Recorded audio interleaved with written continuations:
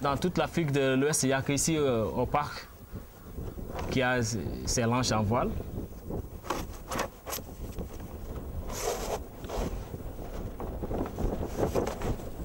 Ça fait venir beaucoup de gens pour voir comment marchent les lanches, comment on les fabrique et tout.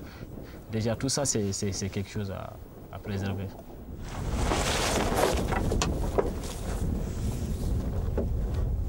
Un matin de janvier, à Taïchot, l'un des 9 villages du parc, j'embarque sur la lanche du capitaine Hammer.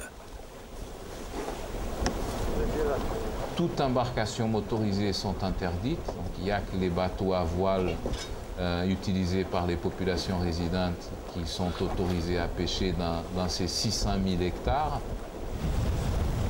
Le fait que les autorités mauritaniennes ont réussi à garder cet espace à cette petite pêcherie artisanale contribue certainement de façon très importante à l'entretien des pêcheries industrielles à l'extérieur et à ce que la Mauritanie continue à être le pays qui bénéficie le plus des accords de pêche avec l'Union européenne.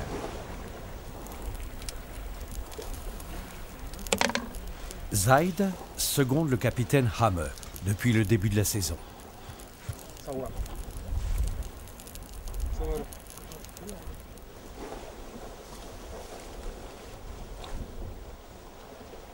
Tous deux sont citadins, âgés d'une trentaine d'années et célibataires.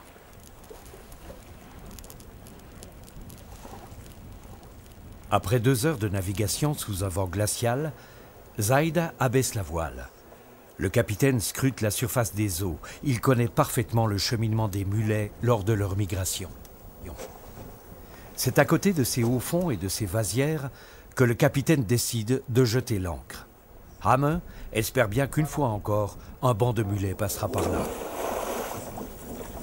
Actuellement, la rentabilité d'une lanche à voile peut arriver à être 4 fois plus importante que la rentabilité d'une pirogue motorisée. Donc, c'est vrai qu'on aura, d'un côté, chaque fois moins de personnes avec la maîtrise de cette technique de pêche parce qu'elle ne se pratique pratiquement plus, et elle n'existe pratiquement plus.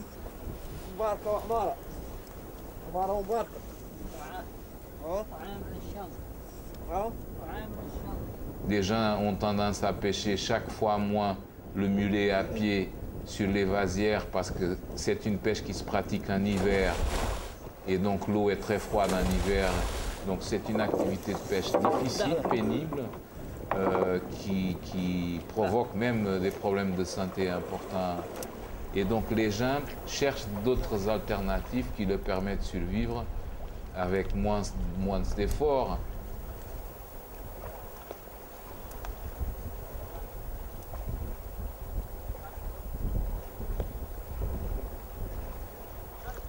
Aussitôt repéré, le banc de mulets est encerclé. Les 2 pêcheurs referment rapidement le filet, puis frappent la surface des eaux pour rabattre le poisson.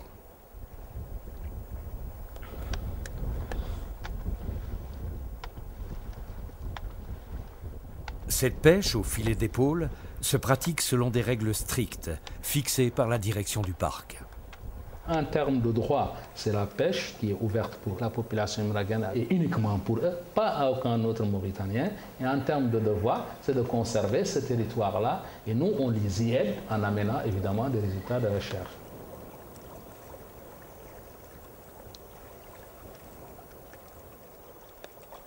Avec l'Institut national de recherche océanographique et pêche, on délimite le terrain pour savoir les espèces qui sont pêchées, les quantités, les captures et tout ça. Et de ces résultats-là de recherche scientifique, on prend 3 jours qu'on appelle des journées de concertation avec la population imragane, avec toutes les autorités et les chercheurs et avec nos partenaires étrangers. Tout le monde est invité pour qu'on voit les engagements qu'on peut prendre de façon concertée avec la population pour gérer cet espace en termes de capture, en termes d'espèces interdites, en termes de filets qu'il faut utiliser, dans quelle zone et tout ceci.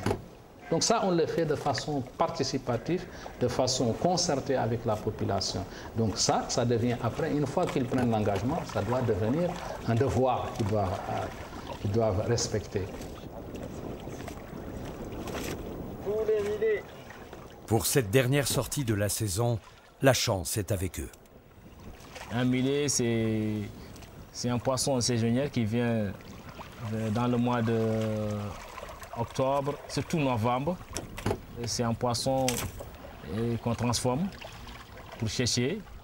Et c'est avec ce poisson qu'on récupère l'huile de poisson, qu'on fait du tishtar avec. Et c'est avec ce poisson qu'on trouve des œufs pour faire la poutade. Ça se fait beaucoup en France. Donc c'est un poisson vraiment très, très riche. D'autres poissons nobles se prennent aussi parfois dans les filets.